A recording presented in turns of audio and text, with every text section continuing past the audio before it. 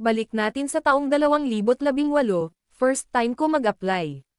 Ang pinagdadasal ko noon sana makapasok na ako para sa anak ko. Sumubok, nabigo at muling susubok kong Papa Lauren. Ganyan sana. Sa unang taon ko sa pagiging aplikante naghahanap ako ng kasabay kasi kabado ako mag-report mag-isa. Sumunod na taon, kahit wala na akong kasabay kasi kaya ko naman pala. Malaki na ako. Naging dasal ko naman may halong pangungulit na, Lord please ibigay mo na po ito sakin.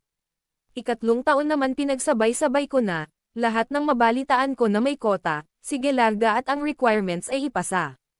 Yes po, halos 3 taon ako naging aplikante. Nakakalungkot lang beshe kasi for the hopya na ako lagi.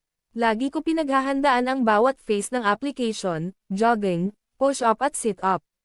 Minsan nga sinasama ko pa anak ko sa pagtakbo. For the drawing at isip na din ako ng mga sagutan sa PPE. Naikot ko na nga ang Tri-Bureau. Dumating din ako sa punto na pasuko na ako, sobrang low moral. Nabasag ko na nga ang baboy wala pa din. May sermon ang pari sa misa na talagang tinamaan ako, napaisip ako na baka nga hindi para sa akin ang pinagdadasal ko. Natuto akong isuko ang lahat sa Ama at lahat ng plano ko ay hindi maganda kumpara sa inilaan niya para sa akin. Sa ikatlong taon, nabago ang laman ng dasal ko. Mula sa parang siga na akala mo kung sino makapag-utos na ibigay ang gusto, naging ikaw na po ang bahala Ama kung ipagkakaloob mo ito sa akin.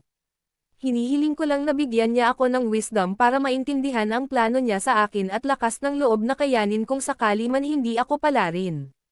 Labis ang pasasalamat ko sa Ama nang makapasok ako sa bureau, maluha-luha pa nga ako sa simbahan.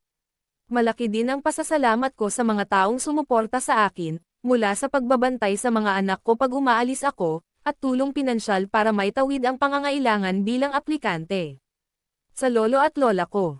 Sa mga in-laws ko, sa mga tiyahin at tiyuhin ko, sa mga magulang at kuya ko, at sa asawa ko na personal driver ko. Hihihi, nagbunga na ang lahat. Sa ngayon, hindi ako nang hihinayang sa mga bagay na hindi ko nakuha. Mula sa pagiging aplikante, trainee at ngayon ay ganap ng jail officer. Masaya at kontento ako sa kalagayan ko ngayon. May extra pa nga na binigay sa akin. Baka ito yung pasobra, dahil special ka. For highest